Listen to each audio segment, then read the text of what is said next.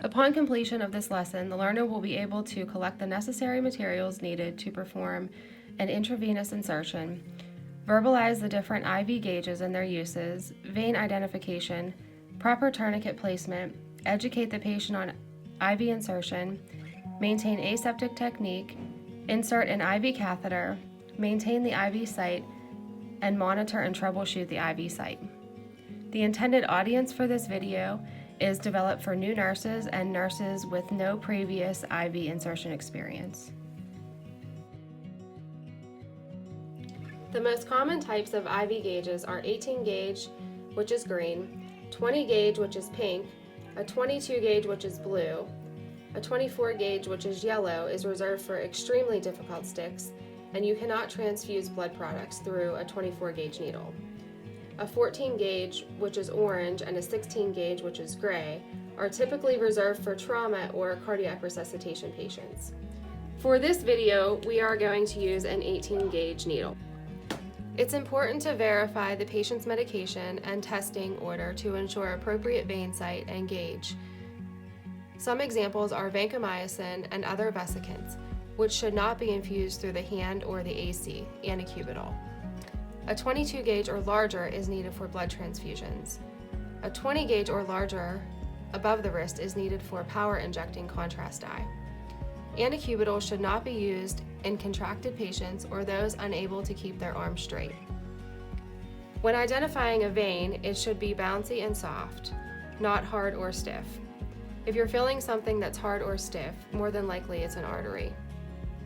You should avoid tiny spider-like veins due to the risk of forming an IV insertion. You should wash your hands. Identify your proper patient with your patient identifiers. Place gloves.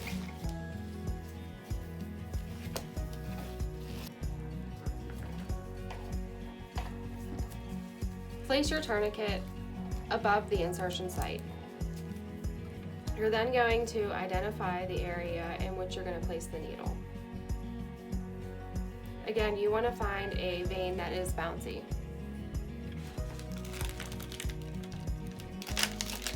In preparing your supplies, it's best to flush the extension set to be ready prior to inserting the needle.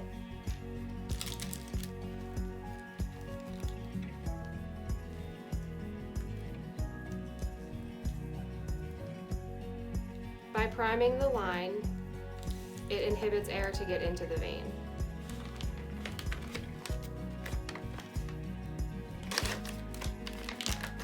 Some facilities have IV start kits with the tourniquet and the tape and the offsite and everything inside the kit.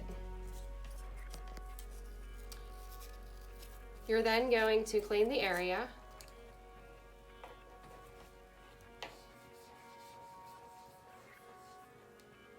Allow to dry. You never want to wave the arm dry or blow on the site because then you can contaminate it with germs. Identify the proper gauge needle in which you would like to insert.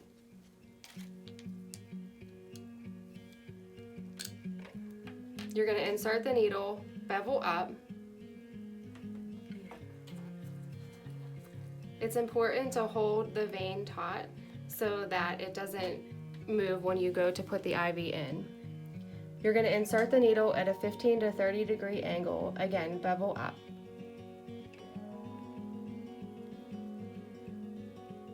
Once you have the needle into the vein, you're going to pull back on the catheter until you hear a click.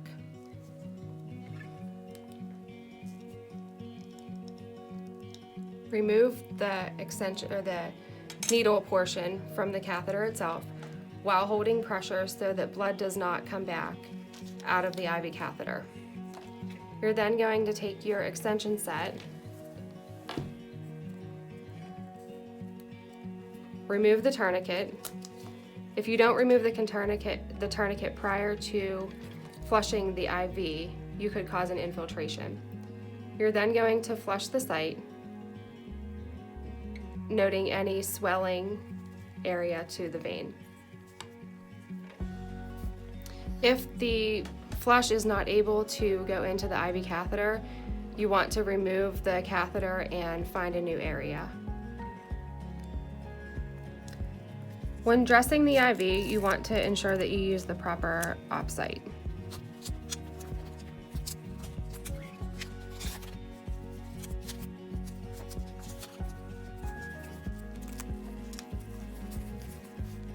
You want to allow the bottom portion of the IV catheter loose so that you can unscrew if needed for a new extension.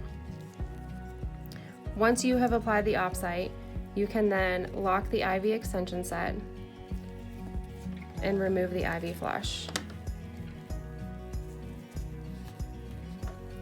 You then will need to secure the IV extension to the arm so it has a decreased risk in dislodging the IV catheter. You want to do patient education, review the signs and symptoms of infiltration and phlebitis with the patient, any redness or swelling to the area, any pain during IV infusions. They should let the nurse know and make sure that they are notifying the nurse if they have any of these.